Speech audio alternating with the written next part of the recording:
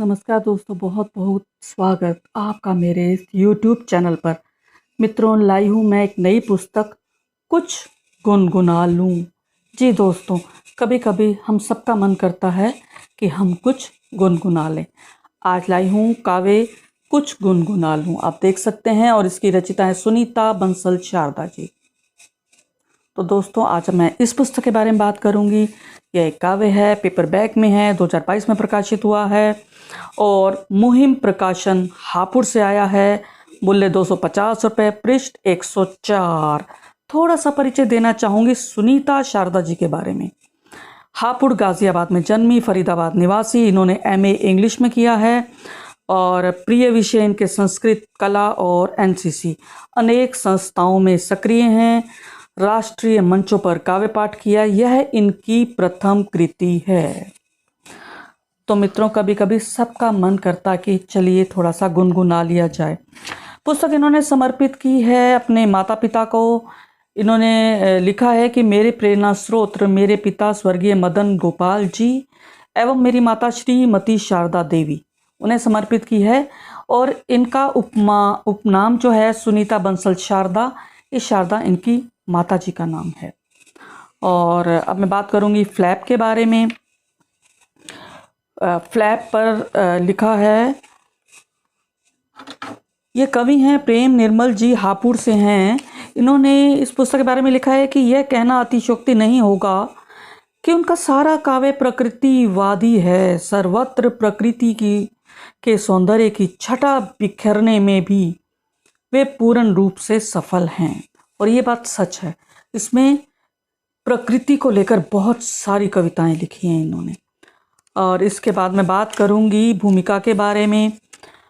ये जो भूमिका डॉक्टर अशोक मैत्रेय हैं हापुड़ से, इन्होंने लिखा है सुनीता जी की कविताओं में प्रकृति प्रेम के साथ साथ यथार्थ का चित्रण भी दिखाई देता है।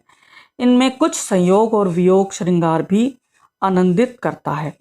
कवित्री अपने भीतर चलते द्वंद्व को भी अपनी कविताओं में व्यक्त करती हैं। उसे अपने विचारों की आंधी में भटकाव का एहसास होता है।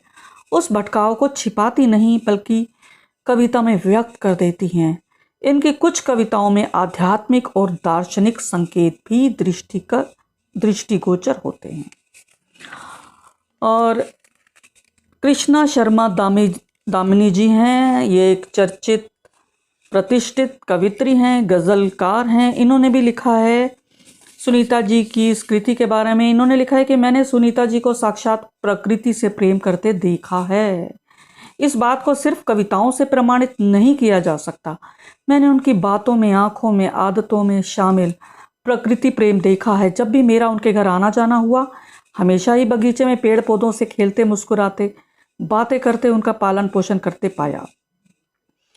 तो दोस्तों, यह बात सच है कि हम सिर्फ प्रकृति के बारे में अपनी लेखनी से बातें ही ना करें, अपितु प्रकृति को पाले पोसें और उन्हें प्रेम दें।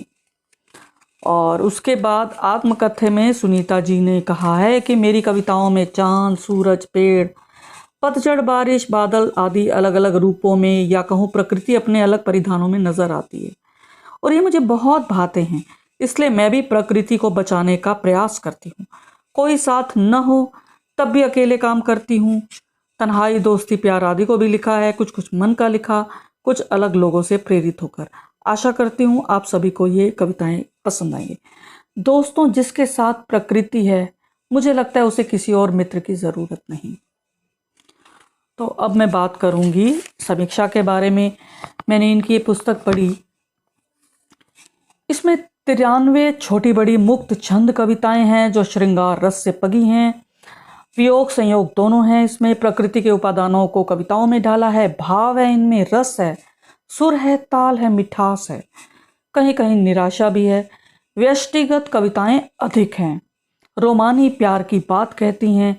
जैसे कभी जब नया नया प्यार होता है तो हमारे भाव उमड़ते हैं, तो ये इसमें अधिक है।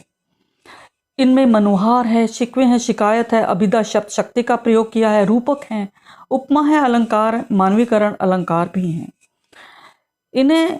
लेकिन इनकी लेखनी को भी और पैना करने की ज़रूरत है। धारदार करने की आवश्यकता है ताकि लक्षणामूलक और व्यंजनामूलक रचनाएं बने और साथ ही समष्टिगत कविताएं बने तो बहुत अच्छा होगा, क्योंकि तब समाज के सभी लोग इससे जुड़ सकेंगे, ये समाज की बात कह पाएंगे। चांद, सूरज, प्रेम, अहंकार, सावन, चिड़िया, दिल, तन्हाई, दोस्ती, याद, यौवन, बूंदें, आंचल, ये सभी इनकी कविताओं के विषय हैं।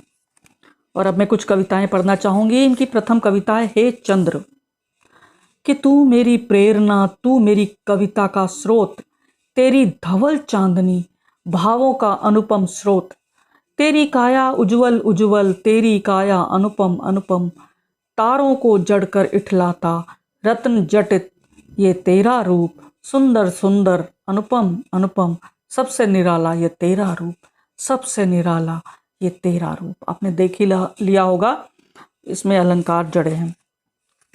और कुछ गुनगुना लूं, इस शीर्षक से कोई कविता नहीं है, लेकिन लहर कविता उसमें ये वाक्यांश प्रयोग हुआ है कि तेज आंधी है, सुनसान रात है, सूनी सड़कें हैं, बारिश की बहार है, ऐसे ही एक मौसम में, कुछ भीगे भीगे मौसम में क्यों ना कुछ गुनगुना लूं, क्यों ना कुछ गुनगुना लूं। मन में उठती है एक लहर, हिलोरें लेती है लहर, ऐसी एक लहर को क्यों ना शब्दों में ढालूं, क्यों ना शब्दों में ढालूं, क्यों ना शब्दों में ढालूं। एक पतझड़ से कविता है, उसके अंदर मैं कुछ शब्द आपको बताना चाहूँगी। देखिए, रूपक और उपमाओं की बात की थी मैंने।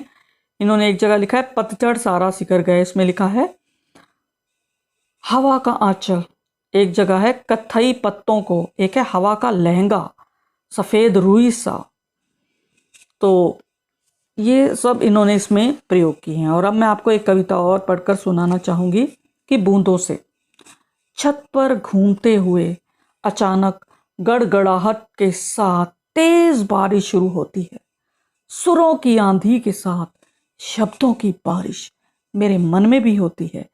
बूंदें हैं शब्दों की, गूंजे हैं भावों की, बारिश की कुछ बूंदों से, बारिश की कुछ गूंजों से ये प्यासी धरती फिर से हर्षा उठती है, हर्षा उठती है। देखिए कितना अच्छा इन्होंने प्रयोग किया है। इसके अंदर एक छिपी हुई बात है कि हमारे भीतर, हमारा भीतर जो है वह भी हर्षा उठता है जब कुछ बूंदें बरसती हैं।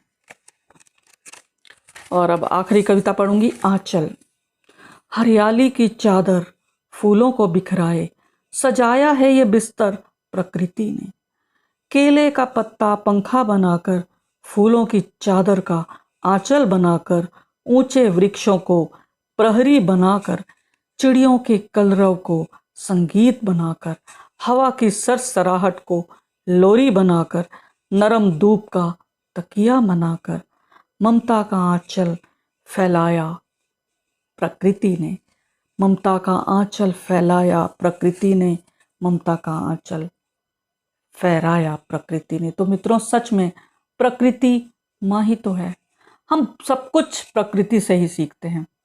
तो पुस्तक पसंद आए तो खरीदिए और कमेंट करना ना भूलें। और यदि आप नए हैं तो चैनल को सब्सक्राइब करें और बेल आइकन अवश्य दबाएं। धन्यवाद दोस्तों, फिर मिलेंगे, तब तक मुझे आज्ञा दें।